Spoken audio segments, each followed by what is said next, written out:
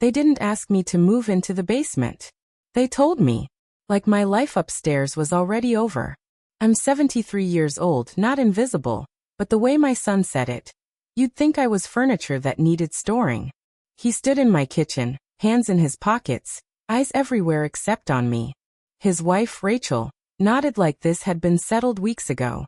Maybe months. Mom, it'll be easier down there, Ethan said. Easier for who, he didn't say.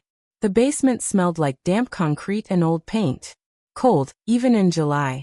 Someone had shoved a narrow bed against the wall and plugged in a flickering lamp like an afterthought. Rachel smiled and said, "You'll have more peace down here." What she meant was less space. I stood there holding my pillow, listening to the furnace hum, and nodded, because women my age were trained to nod when the world decided we were done taking up room. This house is mine.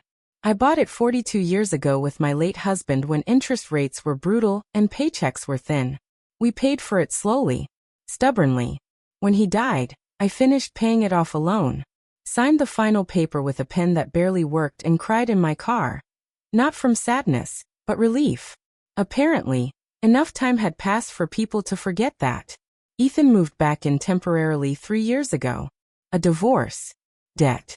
A reset. I believed him because mothers always believe longer than they should. Rachel came with him, along with the quiet confidence that temporary things can be rearranged. First the kitchen, then the living room, then my routines. By the time they mentioned the basement, they called it safety. That word gets used a lot when someone wants you smaller.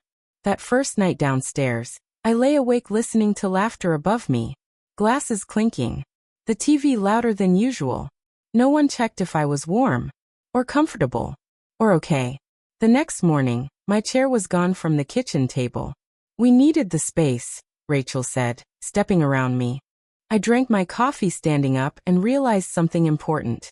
People mistake quiet for weakness, and age for surrender. As I walked back down to the basement, I reminded myself of one thing. This house has paperwork, and I know exactly where it is. They thought moving me downstairs meant they were in control. They had no idea I was just getting started. The basement taught me something fast. Silence tells you more than words ever will. There were no windows down there, just a vent near the ceiling that leaked gray daylight like it was embarrassed to be seen. I learned the time by sound. Ethan's alarm at 6. The shower at 7. Coffee grinder screaming at 8. Only now it came from above me. My clothes fit into one plastic drawer they handed me. The rest stayed in boxes. Photo albums. Winter coats. Letters I never reread but couldn't throw away. When I asked about bringing up my old dresser, Ethan frowned and said, "There's just not room anymore." Funny how space disappears when ownership does. Meals changed. At first, they called down and asked if I was coming up. Then they stopped. I learned to cook between their schedules so I wouldn't be in the way. Toast. Soup. Quiet food. Once I left a pan soaking in the sink, and Ethan mentioned it later like I'd broken a rule I was never told about. They talked about the house like it already belonged to them. "When we redo this place," Ethan said once, waving his mug around the living room. I was sitting on the stairs, half visible, half erased. One afternoon, I went looking for a folder I kept in the hall closet. It was gone, replaced with towels and cleaning supplies. "I reorganized," Rachel said. "Those papers were old." That night I didn't sleep, not from fear but clarity. This wasn't about care. It was about control. They thought the important documents were gone. They were wrong. I'd learned years ago not to keep what matters where emotions can reach it. So in the quiet of the basement, listening to the furnace kick on and off like a tired heart, I made a decision. I stopped adjusting. I stopped shrinking. I started watching. They believed they'd pushed me to the lowest point in the house. What they didn't realize was that I was already standing on solid ground. They thought I was powerless because I was quiet. Next, they were about to learn how dangerous that mistake really was. The moment I knew something was wrong was when I heard my name, followed by silence. By the third week in the basement, my body adjusted before my heart did. It always does. The cold. The hard floor. The way the air felt heavier in the mornings. What took longer was letting go of the idea that kindness would eventually return. I stopped pretending this was temporary. I listened instead. Not in fear, inventory. Who spoke? Who didn't? How often my name came up? And how often it didn't? Silence is precise if you let it be. One night, I heard them talking in the living room. Not whispering. Planning. Mortgage options. Renovation loans. Selling eventually. My name came up once. Rachel said. Well, she won't need much space anyway. Ethan agreed too fast. I sat on the edge of the bed downstairs and felt something settle in me. Not anger. Anger burns out. This was steadier. Colder. The need to check facts. The next morning, while they were out, I took my coat and walked to the bus stop. Took longer than driving, but time has a way of making people careless when they think you don't have much left. The notary's office hadn't changed in years. Same chip counter. Same patient man behind it. He spoke to me normally, not louder, not slower. We went through everything. The house. The land. The deed. Clean. Updated. Sole ownership. When I walked back home, I didn't feel victorious. I felt confirmed. That night, Ethan mentioned they might need me to sign a few things soon. Casual. Like it was already decided. I nodded. People mistake compliance for agreement. I let him keep believing that. They thought paperwork would finish me. They didn't know I'd already finished checking them. They didn't get cruel. They got efficient. That's worse. By then, they treated me like part of the house. Necessary but not conversational. Like the furnace or the breaker box. Ethan only spoke when something needed acknowledgement. A bill. A delivery. A nod. Rachel didn't bother pretending. She spoke around me. Over me. Past me. You should be careful on the stairs, she said once, staring at her phone. I am, I replied. Well, at your age you never know. Age became the explanation for everything. Why the basement made sense. Why my chair disappeared. Why decisions didn't need my consent. Ethan started correcting me in front of people. Dates. Details. Laughing like memory was a shared joke. I let it happen. Not because I doubted myself, but because I wanted to see how far he'd go once he believed I was already gone. One afternoon, a neighbor stopped by. I came upstairs, but Ethan intercepted her first. Mom's resting, he said. She doesn't really do visitors anymore. I was 5 feet away. That night, I ate soup alone downstairs and noticed the back door was locked earlier than usual. Signals matter. Later, I caught Rachel going through a drawer that used to be mine. She froze when she saw me. Smiled too fast. Just organizing, she said. She was holding my old checkbook. I took it from her without a word and went back downstairs. That's when I understood something clearly. They weren't evil. They were entitled. They believed patience was permission. Silence was surrender. That I'd already accepted my exit. So I began to count. Every look. Every assumption. Every decision made without me. Because there's a moment when waiting stops being passive. And becomes preparation. They thought I didn't notice what they were doing.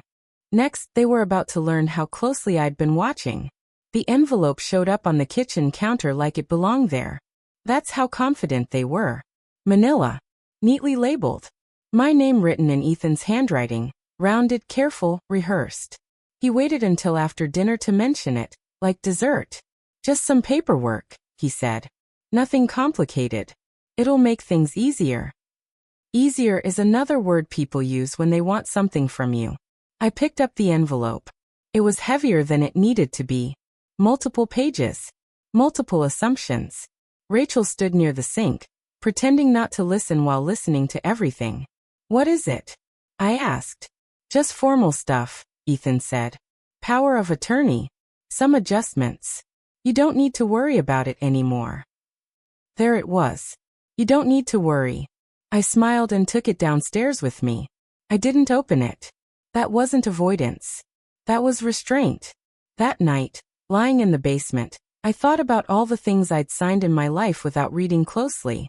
School forms. Medical releases. Loan papers. Always trusting the intention behind the page. H teaches you something important. Intentions don't survive pressure. Language does. The next morning, Rachel cornered me while the kettle boiled. You should really sign those soon, she said lightly. Just in case something happens. To who? I asked. She paused. To the family, she said. That was the moment. I wasn't part of the outcome anymore. I was the obstacle. That afternoon, I went to the bank. The safety deposit box hadn't changed. Same dull metal. Same soft click when it opened. Inside, copies of everything that mattered. Date. Title. Tax records. Updated. Clean. Ownership isn't a feeling. It's a record. When I came home, Ethan was spreading papers across the table. Too neat. Too eager. We should talk soon, he said. Yes, I replied. We should. They believed the next step was already agreed on. They had no idea I hadn't even entered the conversation yet. He stood halfway down the basement stairs when he said it. That told me everything. Mom, we need to talk, Ethan said, already tired. Like my existence was the problem. I sat on the edge of the bed and waited. This situation, you being down here, it's not ideal. For you. At your age. That phrase again. Polished. Familiar. Weaponized. He talked about paperwork. About clarity. About avoiding confusion later. That word people use when they're pointing at the end. We just want to handle things properly, he said. So you don't have to worry. What exactly are you asking me to do? I asked. He hesitated. Then waved his hand. Just sign a few things. It's standard. I'd like to read them, I said. Of course, he replied quickly. But we can go over them together. No, I said. I'll read them myself. That annoyed him. Mom, don't make this difficult. I'm not, I said. I'm being careful. That word landed wrong. Careful implies awareness. Choice. You should trust me, he said. I stood slowly, knees arguing, spine straight anyway. I trusted you when you moved in, I said. I trusted you when I went downstairs. This is me trusting myself. He flushed. You're acting like we're trying to take something from you. I met his eyes. You are. Silence. Then laughter, sharp, dismissive. This is why we need the paperwork. You're getting paranoid. Paranoid is what people say when facts don't bend. Leave the papers, I said. I'll let you know. He dropped the envelope and left without another word. Upstairs, doors closed harder than necessary. Rachel didn't speak to me that night. I placed the envelope beside my bed. Unopened. Not as a threat. As evidence. They thought that conversation went badly. They didn't realize it went exactly the way I needed it to. Pressure doesn't always sound angry. Sometimes it sounds like concern. Rachel started coming downstairs in the afternoons, always when Ethan was out. She'd stop on the last step, never fully entering the basement, like the concrete might stain her. I've been worried about you, she said the first time. You're down here alone so much. I'm fine, I said. She smiled. The practiced kind. Of course you say that.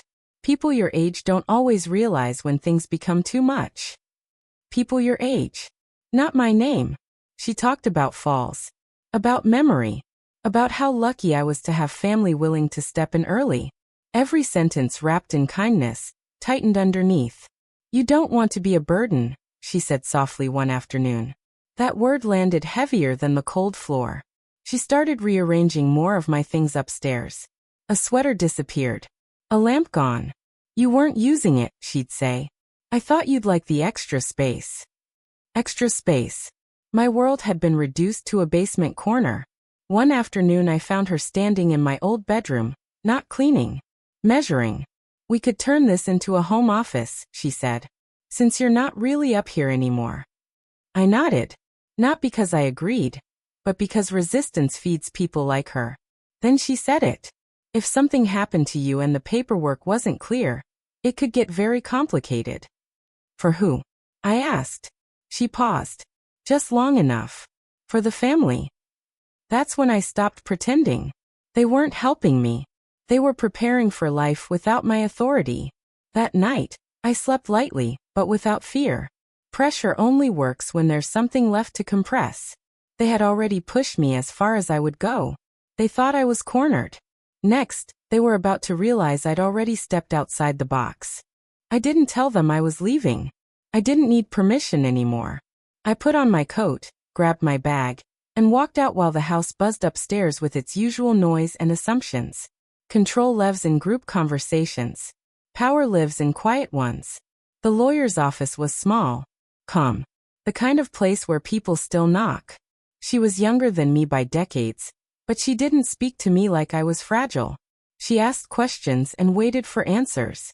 That mattered. I told her everything. No drama. No exageración. Who lived in the house? What was said? What was implied? Then she asked one question. Do you want them to leave? I didn't rush the answer. I want my authority back, I said. What they do after that is their choice. She nodded. We went through the documents, the real ones. Dates aligned. Signatures clean. No gray areas. The house was mine. Fully. Legally. Period. When I came home, Rachel was on the phone, voice sharp. She paused when she saw me. Where were you? She asked. Out, I said. She didn't like that. That night, Ethan mentioned the appointment again. We should all go together. For who? I asked. He didn't answer. Downstairs, I sat on the bed and felt something settle. Not anger. Resolution. They had scheduled a meeting to formalize my disappearance. I had already formalized their mistake. They thought the lawyer would help them manage me. Next, they were about to meet someone who spoke my language fluently. He didn't mean to say it. That's how I knew it was the truth. We were in the living room. I was standing, my chair still hadn't returned, and Ethan was pacing with his phone like movement might solve something. Rachel was upstairs, her voice sharp through the floorboards. He stopped near the window and said, almost casually, once we sell, this stress will finally be over. Sell. The word didn't echo. It didn't explode. It landed. Sell what? I asked. He turned too fast. The house, he said. Not right away. Eventually. It just makes sense. He talked himself into confidence. Smaller place for me. Easier care. No stairs. He said comfortable like it was a gift. You've already decided, I said.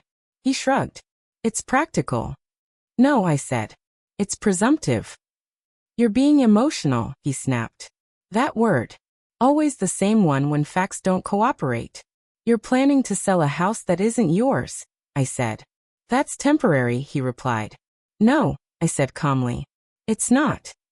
Rachel came downstairs then, phone still in hand. She read the room fast. What's going on? He's talking about selling my house, I said. We're discussing options, she said quickly. Long-term planning. For who? I asked. No answer. That afternoon, I made a phone call. Short. Precise. Dates. Next steps. That night, I lay in the basement listening to the furnace hum, and thought about how entitlement always gets loud right before it collapses. They'd shown me their endgame. There was nothing left to negotiate. They thought saying it out loud gave them power. Next, they were about to learn what actually does. They expected a meeting. Instead, they got a knock at the door. It was early afternoon. Ethan was pretending to work. Rachel was upstairs on a call. I was rinsing my cup.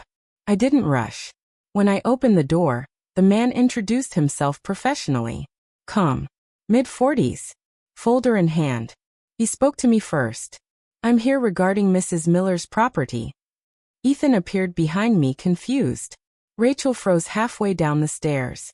The man stepped inside when I invited him. Not them. Me. He explained clearly, calmly, that I was the sole legal owner. No shared authority. No agreements signed. No gray areas. Ethan tried to interrupt. I'm not finished, the man said. That ended it. Rachel said, this feels extreme. We're family. Family does not override ownership, the man replied. Ethan looked at me like I'd betrayed him. You went behind our backs, he said. No, I said quietly. I went in front of the law. After that, there was only logistics. Boxes appeared. Calls were made. Guilt was attempted. Fear was suggested. You'll be alone, Ethan said once. I was alone when I lived under your feet, I replied. This is quieter. The locksmith came on a Thursday. Solid locks. Simple. That night, I slept upstairs in my bed. The house felt lighter. Like it remembered me. They believed silence meant surrender. They believed patience meant permission. What they learned instead was this. Quiet does not mean powerless. And age does not erase ownership. The basement was never the bottom. It was just where I stopped falling. If this story sounded familiar, it's because it happens more often than people admit. Like and subscribe channel and comment your thoughts.